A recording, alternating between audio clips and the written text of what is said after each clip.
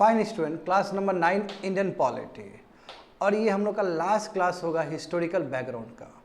तो इससे पहले हम लोग गवर्नमेंट ऑफ इंडिया एक्ट 1935 देखे थे स्टूडेंट्स, और इस क्लास में हम लोग इंडियन इंडिपेंडेंस एक्ट 1947 देखने जा रहे हैं। It's a very very important event, क्योंकि इसी एक्ट से हमें आज़ादी मिलेगा, भारत को आज़ादी मिलेगा।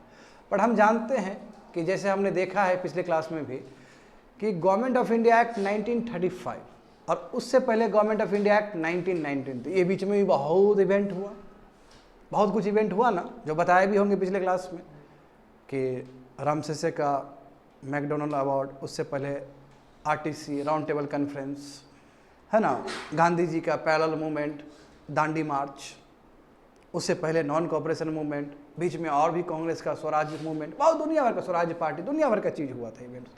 ऑन सिमिलर लाइन बच्चे लोग 1935 से लेके देखोगे, 1935 से लेके 1947 तक कितना डेवलपमेंट हुआ है, और इसको तुम बहुत अच्छे समझना चाहते हो तो you have to read modern India, क्योंकि मॉडर्न इंडिया में इसके पीछे का बैकग्राउंड बताया गया। क्योंकि अचानक इंडियन इंडिपेंडेंस एक्ट नहीं आया ना जी, उससे पहले क्विट इंडिया मूवमेंट भी तो हुआ है, जो कि कम समय के लिए हुआ, बहुत भयानक हुआ है। क्विट इंडिया मूवमेंट, डू और die by Gandhi ji, slogan given by Gandhi ji, correct. और उसके बाद जानते हो कि 1940 से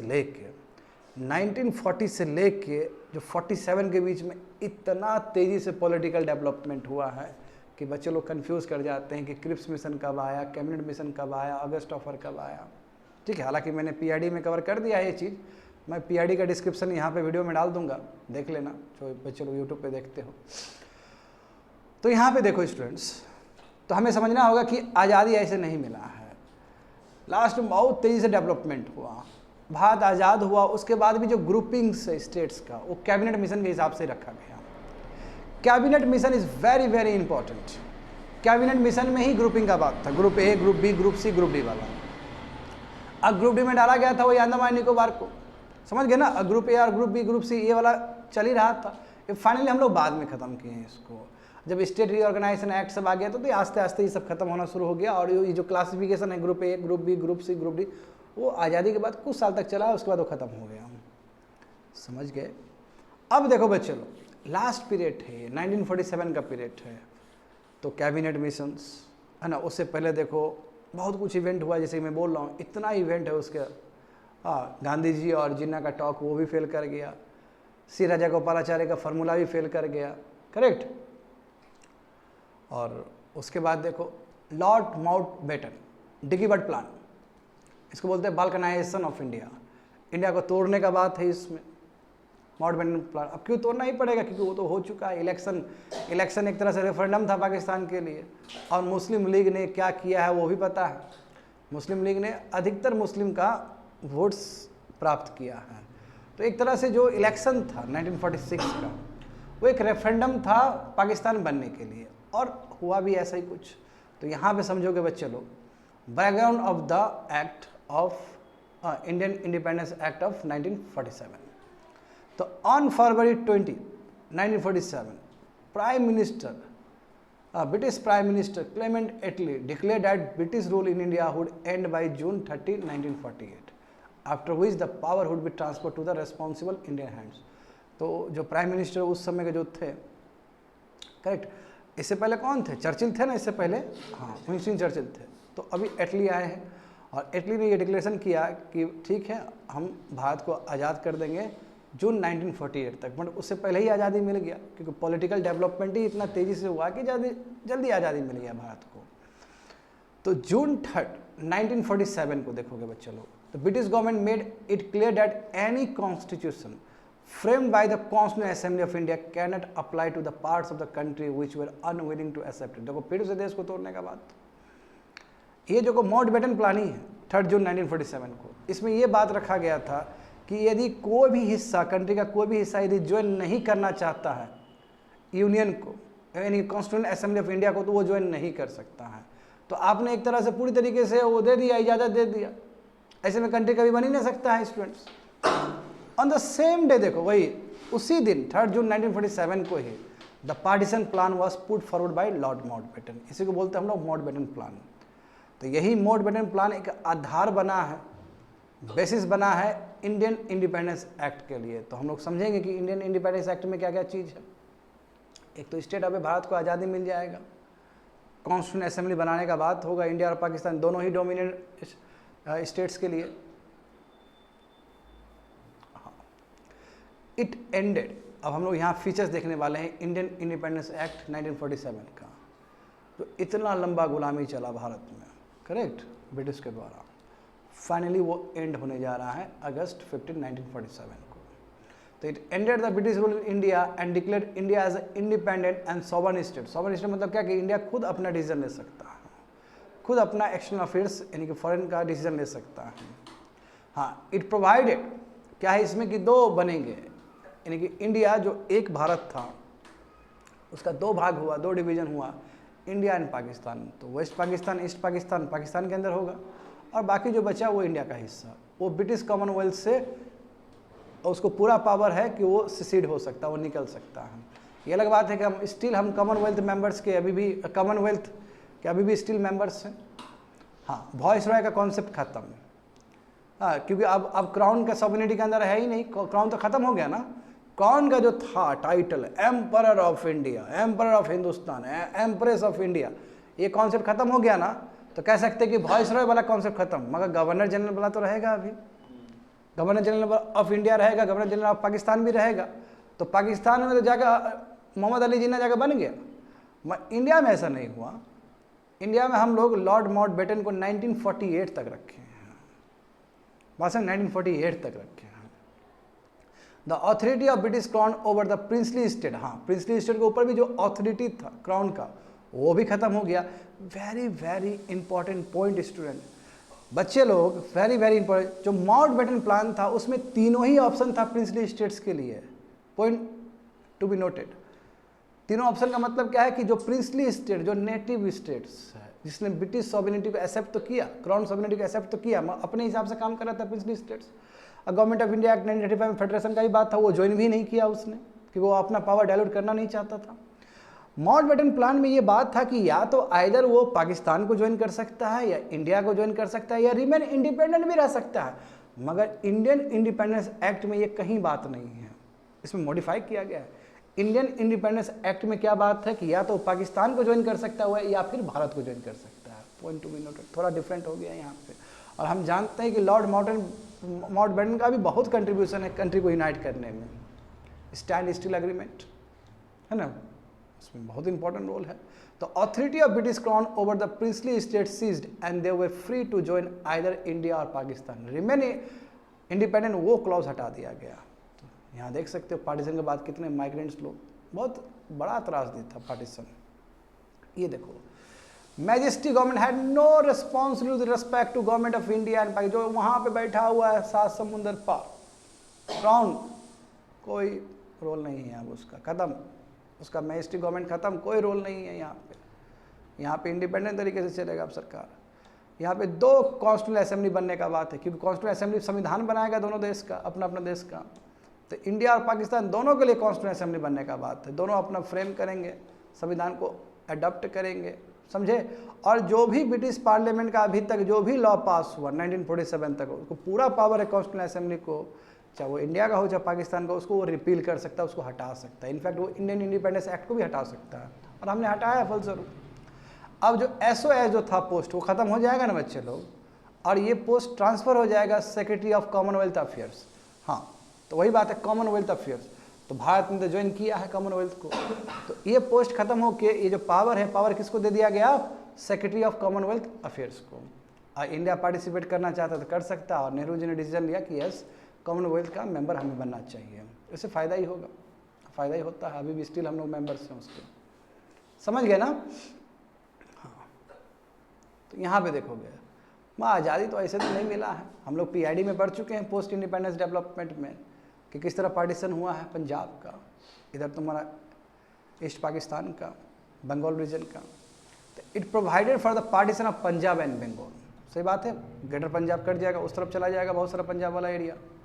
हाँ, इधर तुम्हारा बंगाल वाला रीजन बहुत सारा ईस्ट पाकिस्तान की तरफ चला जाएगा। तो इसके लिए उनको अपॉइंट किया गया, रेड क्लिफ को अपॉइंट किया गया। बताओ, रेड क्लिफ ना ही जोग्राफर है, ना ही उस चीज़ का एक्सपर्ट है, बस ये क्या है, एक सिंपल लॉयर है।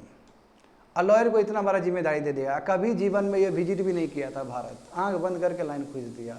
और ना ही इसको प्रॉपर पता था कि कहाँ से रिवर बहता है, क्या डेमोग्राफी है, क्या वहाँ पे भूमि है, किस तरह का ज़मीन है, कुछ नहीं आइडिया था इसको।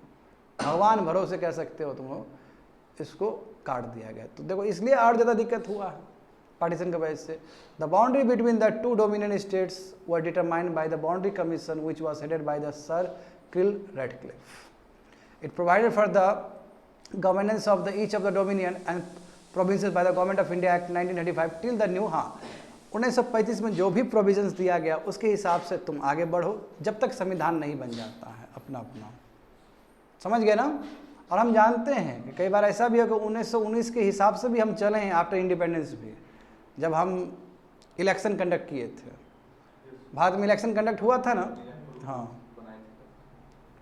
तो जो पहले का जो प्रोविजन है उसके हिसाब से बहुत कुछ होगा। यहाँ देख सकते हो रेड क्लिफ ने किस तरह लाइन खींचा है बच्चे लोग, देख सकते हो पार्टीशन जो हुआ है। और देखो सबसे ज़्यादा त्रासदी कहाँ हुआ, पंजाब रीजन में हुआ त्रासदी, क्योंकि बंगाल तो पहले से भी एक्सपीरियंस है, 1905 में हुआ तो एक्सपीरियंस्ड है। सबसे दिक्कत यहाँ पे ये पार्टीशन एक दिन बाद हुआ, और वहाँ पे बंगाल में एक दिन पहले हुआ, तो जब बाद में हुआ तो और प्रॉब्लम। और माउंटबेटन ने अपना सिपाही को भी बुला लिया, तो ये भी प्रॉब्लम। वहाँ पे लॉ एंड ऑर्डर मेंटेन करने के लिए कोई था भी नहीं ठीक से। तो हालांकि पीआईडी में सब कवर कर चुके, एक बार जाके देख लेना जिसको इंटरेस्ट है इसको समझने में।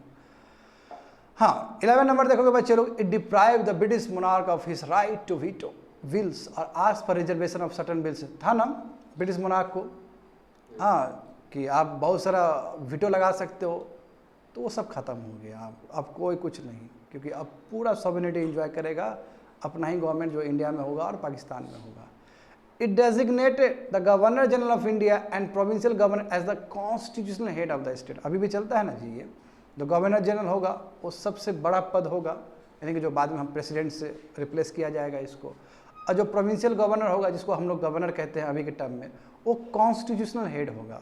और जो रियल हेड होगा, जो जनता से चुन के आएगा, जैसे प्राइम मिनिस्टर और उसके काउंसिल ऑफ मिनिस्टर, और नीचे तुम्हारा सीएम और उसके council of minister, they were made to act on the, हाँ, और जो प्रेसिडेंट को या फिर गवर्नर को, करेक्ट कहने का मतलब गवर्नर जनरल और प्रोविंशियल गवर्नर को ऐसे अपने हिसाब से काम नहीं करना है, उसको काउंसिल ऑफ मिनिस्टर के एड और एडवाइस से काम करना है। हाँ, कुछ कुछ डिस्क्रिशनरी पावर अभी भी इंजॉय करता है गवर्नर, तो जानते हो कि वो act of government of India act 1935 में वो प्रोविजन दिया गया है। 14 number very very important, it drop the title of emperor of India from royal titles of king of England. देखो मिलता था ना लोग को कि जो वहाँ पे किंग बनता था, यहाँ पर ऑटोमेटिकली वो एम्पर बन जाता था, भारत का एम्प्रेस बन जाता था। याद करो दरबार भी लगा था इन लोग के लिए, हाँ, तो दिल्ली दरबार लगा था इन लोग के लिए, तो सब खत्म हो गई ये सब चीज़, ये जो टाइटल है सब खत्म। तो कैसे एनालाइज करोगे इस चीज़ को? By this act, the British Crown ceased to hold any authority over Indian and Pakistani states. तो यानी कि अब इंडिया और पाकिस्तान में किसी भी कोने में किसी भी जगह पे ब्रिटिश क्राउन का पावर नहीं रहा, ख़त्म हो गया। ना ही इंडिया ना ही पाकिस्तान अपना जो कॉन्स्टिट्यूशनल अथॉरिटी ब्रिटिश क्राउन से डिराइव नहीं करता है। तो ब्रिटिश क्राउन अब कोई सोर्स ऑफ अथॉरिटी नहीं है, अब खुद अपना चलाएंगे, अब सेल्फ गवर्निंग इंस्टीट्यूशन खुद चलाएंगे। The governor general and the provincial governor were made as the constitutional head, जो मैं बता चुका हूँ, कॉन्स्टिट्यूशनल हेड बनाया गया। और इसके जितने भी एक्शंस, चाहे वो गवर्नर जनरल हो जो कि बाद में प्रेसिडेंट बनेंगे, प्रोविंशियल गवर्नर जो गवर्नर बनेंगे, they should be responsible to the legislative council, चाहे ऊपर में हो सेंट्रल लेवल पे, चाहे वो प्रोविंशियल लेवल पे हो। And very very important point, देखो यहाँ पे बहुत इंपॉर्टेंट पॉइंट है, फोर्थ वाला, the governor general of India and provincial governor was to act with aid and advice of council of minister, है ना। उस काउंसिल ऑफ मिनिस्टर का एडवाइस जरूर मानना है जिसको कॉन्फिडेंस है, जिसको मेजोरिटी है लेजिस्लेटिव असेंबली में, हाँ, काउंसिल में, तो जिसको मेजोरिटी है उसका बात मानना है। बट जब ये मेजोरिटी टूट जाए, अदरवाइज यदि मेजोरिटी नहीं है काउंसिल ऑफ मिनिस्टर, इनकी संख्या बल कम हो गया है, तो उस समय गवर्नर अपना डिस्क्रिशनरी पावर को यूज़ कर सकता है। ऐसा था, है ना बीबी जी? देखो वही चीज़ वहाँ पे लिखा गया है। The governor general and the provincial government was to act with aid and advice of council of minister having the confidence of dominion legislature और the provincial legislature as in case might be. हाँ, provincial level पर भी, मगर जो ये जो शब्द था स्टूडेंट, ये जो डिस्क्रिप्शन, जो गवर्नमेंट ऑफ इंडिया एक्ट 1935 में डिस्क्रिप्शन और इंडिविजुअल जजमेंट, ये जो दो शब्द है उसको खत्म कर दिया गया, उस एक्ट खत्म कर दिया। ये अलग बात है, फिर कॉन्स्टिट्यूशनल असेंबली बनेगा और फिर से डिस्क्रिशनरी पावर लौटा दिया जाएगा गवर्नर को किसी किसी सर्टन चीज़ में।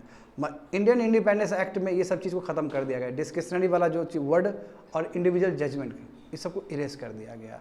इतना ही नहीं, गवर्नर जनरल और provincial governors loss their extraordinary power. Ordinance pass करने का पावर था ना जी, हाँ, बिल को वीटो करने का पावर था या बिल को रिजर्व करने का पावर था क्राउन के लिए, वो सब पावर खत्म कर दिया गया ये तुम्हारा इंडियन इंडिपेंडेंस एक्ट के द्वारा। तो from the date of August 14, 1947 it was the constitutional assembly which was to perform the dual role, यानी कि 14 अगस्त के बाद, 14 अगस्त 1947 के बाद कॉन्स्टिट्यूएंट असेंबली जहाँ पे संविधान बनेगा, तो केवल वहाँ पे संविधान ही नहीं बनेगा, वहाँ दो रोल प्ले किए जाएंगे। पहला रोल क्या है कि संविधान भी बनेगा, कॉन्स्टिट्यूएंट बॉडी भी होगा, वो एट द सेम टाइम वो एक पार्लियामेंट की भूमिका में भी काम करेगा। जैसे संविधान बन जाएगा तो कॉन्स्टिट्यूएंट असेंबली खत्म और वो संविधान के रूप में पार्लियामेंट के रूप में कैरी करेगा। बात समझे ना? That is the same constituent assembly of the one dominion was to function also as the central legislature. वही सेम चीज़ है, जो कॉन्स्टिट्यूएंट असेंबली है वो तुम्हारा विधानसभा, वही लोकसभा कह सकते हो, अभी एक टर्म में लोकसभा के रूप में काम करेगा, राज्यसभा के रूप में काम करेगा। The sovereignty of the dominion legislature was complete and no sanction of the governor general would henceforth be required to legislate on any matter. यानी कि जो डोमिनियन लेजिस्लेचर है वो कंप्लीट है, वो खुद अपना डिसीजन ले सकता है, खुद अपना लॉ बना सकता है। गवर्नर जनरल का परमिशन की कोई ज़रूरत नहीं है, वहाँ कोई अप्रूवल की ज़रूरत नहीं है, वो खुद लेजिस्लेशन बना सकता है, खुद लॉ पास कर सकता है। तो यानी कि ये पूरी तरीके से ऑटोनॉमी है, क्योंकि सेंट्रल लेवल पर हम लोग देखे हैं कि गवर्नर जनरल किस तरह पावर को है ना एक्सरसाइज करता था, वो सब पावर खत्म हो गया अब गवर्नर जनरल का। हाँ, जिन्ना देखो, जिन्ना चला गया, जिन्ना बन जाएगा ना वहाँ पे गवर्नर जनरल पाकिस्तान का, तो जिन्ना रवाना हो गया कराची की ओर 7 अगस्त 1947 को, और पाकिस्तान में भी अपना कॉन्स्टिट्यूएंट असेंबली का बैठक हुआ है अगस्त 11, 1947 को। और इंडिया में कब हुआ बच्चों लोग? तो इंडिया में 9 अगस्त को हुआ था। तो उस समय डॉक्टर सचिदानंद सिन्हा क्या थे, कुछ समय के लिए है ना प्रेसिडेंट बने थे। प्रेसिडेंट मतलब उस समय कह सकते हो कि असेंबली के चेयरमैन बने थे। तो उस समय प्रेसिडेंट पद रहता था, वो प्रेसिडेंट ही बोला जाता था उसको। यानी कि जैसे अभी चेयरमैन होते हैं ना, अभी स्पीकर होते हैं ना, लोकसभा में कौन होते हैं? स्पीकर कहा जाता है। तो कॉन्स्टिट्यूएंट असेंबली में जो स्पीकर होंगे उनको उस समय प्रेसिडेंट कहा जाता था, बट वो पोस्ट हमने खत्म कर दिया।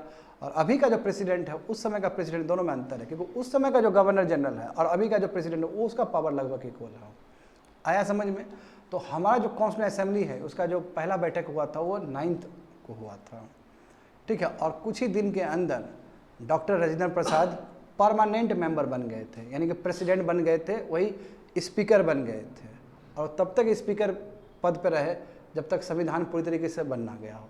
तो 26 नवंबर 1949 को जानते हो कि अधिकतर हमारा संविधान लागू हुआ है, और टोटल कहोगे संविधान तो वो 26 जनवरी 1950 को लागू हुआ है। इसीलिए हम लोग रिपब्लिक डे उसी दिन मनाते हैं। अगस्त 14 तारीख देखो, जिन्होंने क्या किया, as a governor general of Pakistan के रूप में मतलब शपथ लिया है। तो देख सकते हो शपथ सेरेमनी।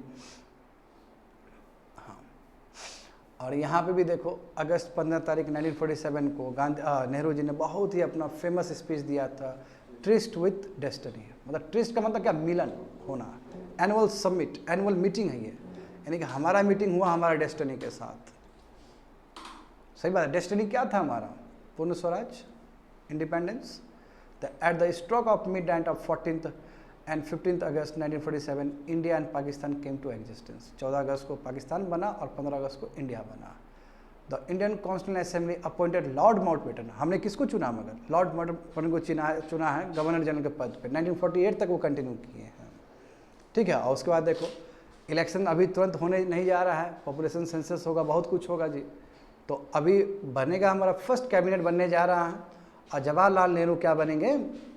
प्राइम मिनिस्टर बनेंगे इस कंट्री का, इलेक्शन से पहले भी। The constitutional assembly of India become the parliament of, हाँ, तो वो जो कॉन्स्टिट्यूएंट असेंबली है वही हमारा भारत का पार्लियामेंट भी बन के आ गया। तो यहाँ पे देख सकते हो बच्चे लोग, ये इंटरिम गवर्नमेंट है। Interim very very important, cabinet mission plan याद करो।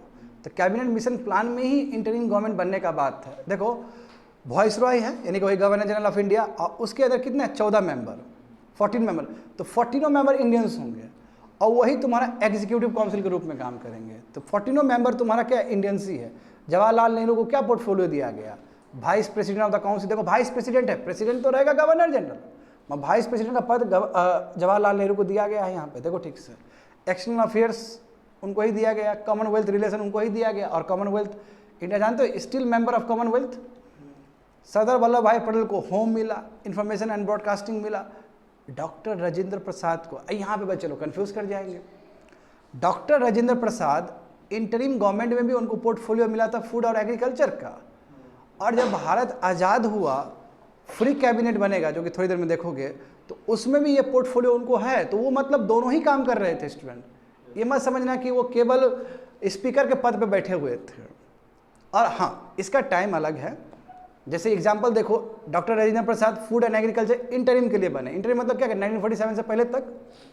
जैसे भारत आज़ाद होगा तो फिर नया कैबिनेट बनेगा, समझ गए। तो यानी कि फूड एंड एग्रीकल्चर तुम्हारा 1947 आज़ादी से पहले तक, समझते जाओ। डॉक्टर जॉन मथाई, ये इंडस्ट्री और supply, Jagjivan labour, Sardar Baldev Singh defence, सियाज बाबा तुम्हारा works mines and power, Liaquat Ali Khan था ना उधर से, हाँ क्योंकि वो भी अभी था उसमें, फाइनेंस दे दिया गया, बहुत काम गड़बड़ कर देता था ये, है ना। अब्दुल रब निस्तार देखो post and air, Asaf Ali देखो railways and transport, C Rajagopalachari education और आर्ट्स, है देखो अभी एजुकेशन और आर्ट्स इनको दिया गया, मौलाना आजाद साहब नहीं है, गौर करना। आई चुंद्रीगार कॉमर्स, गजनफर अली खान हेल्थ, और जोगिंदर नाथ मंडल लॉ। अभी बी आर अम्बेडकर नहीं है यहाँ पे। हाँ, बाद में चले गए थे उस तरफ। हाँ, तो देखो यहाँ पे the members of the interim government were members of the viceroy executive council. वही तो मैं बोल रहा हूँ कि वॉइसरॉय का एग्जीक्यूटिव काउंसिल का ही ये सब इंटरिम गवर्नमेंट का मेंबर्स सब है, उसी का कैबिनेट का सभी लोग हैं। वॉइसरॉय अभी भी हेड है काउंसिल का, कि भाई भारत का आज़ाद नहीं हुआ, इंटरिम का है ये। मगर जवाहरलाल नेहरू को वाइस प्रेसिडेंट ऑफ काउंसिल के रूप में डेजिग्नेट किया गया था। अब देखोगे लास्ट वन, यहाँ पे देखोगे अब भारत आज़ाद हो चुका है, तो फ्री इंडिया का ये फर्स्ट कैबिनेट है, is very very important.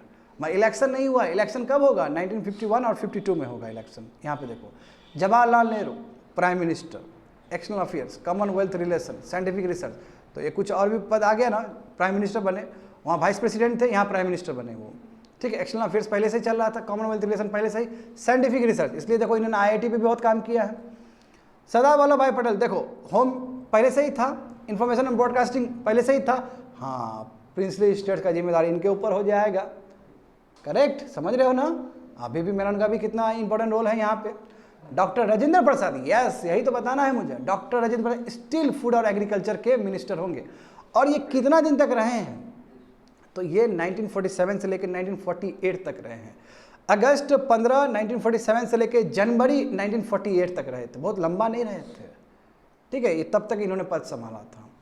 Maulana Abul Kalam Azad education minister, doctor John Mathai same railway and transport, वो सेम पर्सन है ना। RK Shanmukham Chetty finance, finance Liaquat Ali था वहाँ पे, ये क्योंकि इंडिया आज़ाद हो चुका है। Doctor BR Ambedkar minister, Jagjivan Ram same labour, Sardar Vallabh Singh defence, उसमें भी डिफेंस में थे ये, हाँ। राजकुमारी अमृत कौर हेल्थ, सियाज Bhabha commerce, Rafi Ahmed Kidwai communication, doctor Shyama Prasad Mukherjee industries and supplies, and जो गाडगिल है VN गाडगिल, उनको वर्क्स माइंस एंड पावर मिला था। ये फर्स्ट कैबिनेट है, तो ये भी समझना बहुत ज़रूरी है। कई बार UPSC यहाँ से भी क्वेश्चन पूछ लेता है, इसलिए पता होना चाहिए किसको क्या पोर्टफोलियो मिला था। That's it, completed. तो historical background everything complete. Portfolio कैसे